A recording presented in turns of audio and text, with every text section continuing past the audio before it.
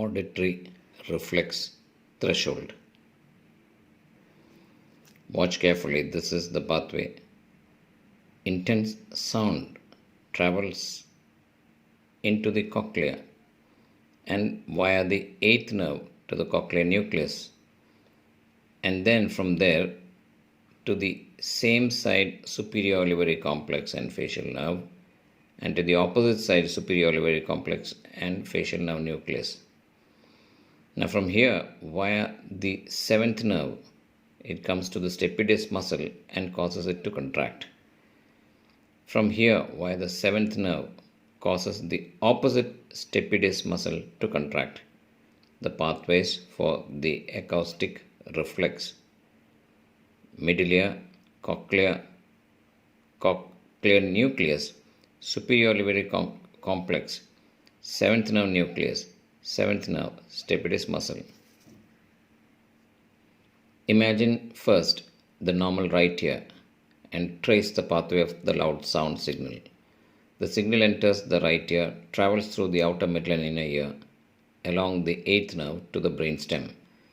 When the signal reaches the brainstem, the signal first arrives at the cochlear nucleus, and from here the signal travels to both the right and left superior olivary complex and to both right and left facial nerve nucleus.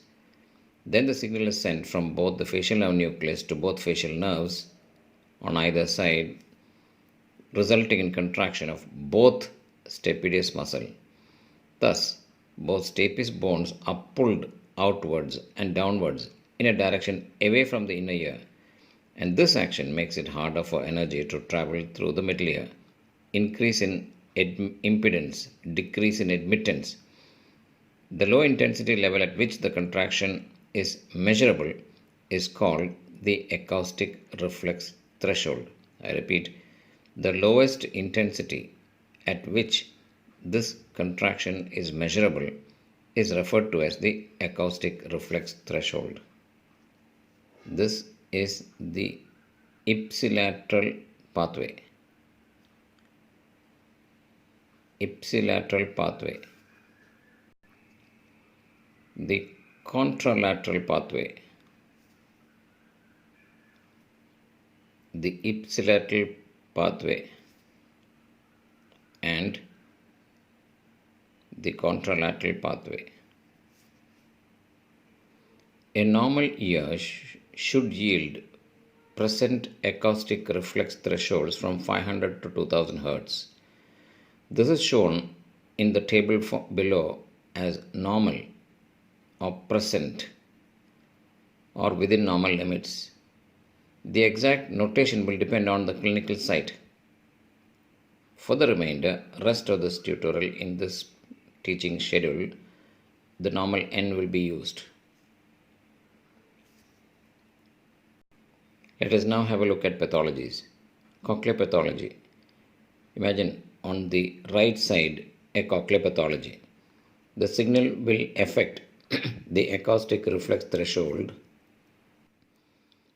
once the damage to the cochlea has reached a certain degree. For example, for a cochlear hearing loss with an air conduction threshold below 50 decibel hearing loss, the acoustic reflex threshold should resemble a normal ear.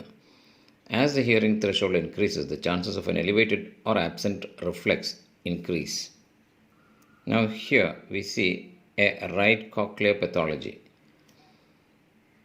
Any pathology that crosses the damaged Any pathway that crosses the damaged area will be affected by the cochlear pathology. So an acoustic reflex threshold will be absent whenever the signal is presented to the right ear, regardless of where it is measured. A signal entering the normal left ear will be unaffected. When there is a pathology on the right, it will be absent both on the right as well as on the left. Whereas on the left side, since the cochlear is intact, the reflexes will be present. Thus, a pattern of elevated or absent responses on the right side and present on the left side would be the pattern associated with the cochlear pathology on the right side.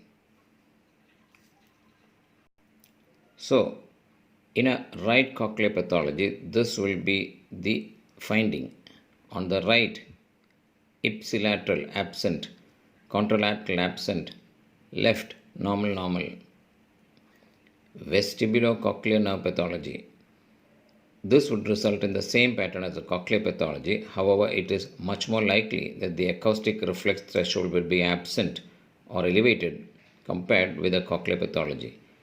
Absent ART do not agree with the hearing loss as a cause for suspicion of retrocochlear pathology.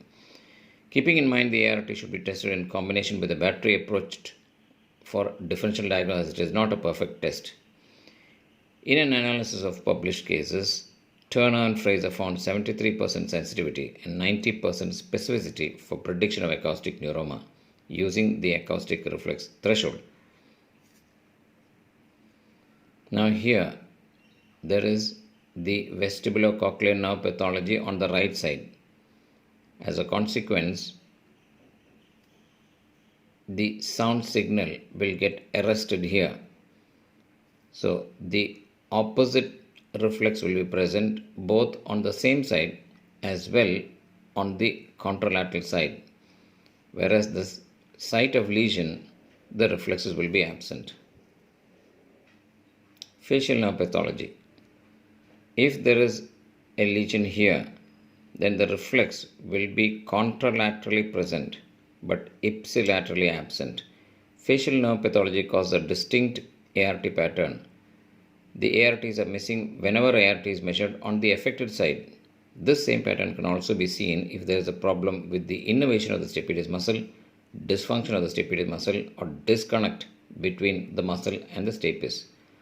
Often, facial nerve pathology is associated with other signs of facial involvement, including a facial droop, history of facial palsy.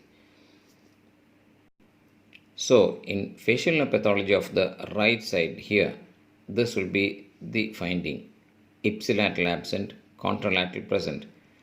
From the left side, normal, but when it comes to this signal here on the contralateral side, this will be absent. Finding in right-sided facial lesion. Middle ear pathology. Middle ear pathology will affect the signals coming and going. In more useful terms, the middle ear pathology can decrease the intensity of signal going to the ear, and it can interfere with the ability to measure ART. Now in this case, when there is a middle ear pathology here, the ipsilateral side may be absent, the contralateral will be elevated, whereas when done on the left side, the ipsilateral side will be normal and the contralateral side will be elevated. Intraaxial brainstem pathology, a lesion here. In this case, the ipsilateral will be normal and the contralateral will be absent.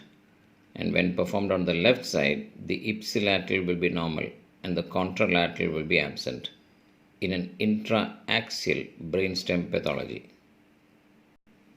When there is a large intraaxial brainstem pathology, the ipsilateral will be absent, contralateral will be absent, and on the left side, again, the ipsilateral will be absent, the contralateral will be absent. A large intraaxial brainstem pathology.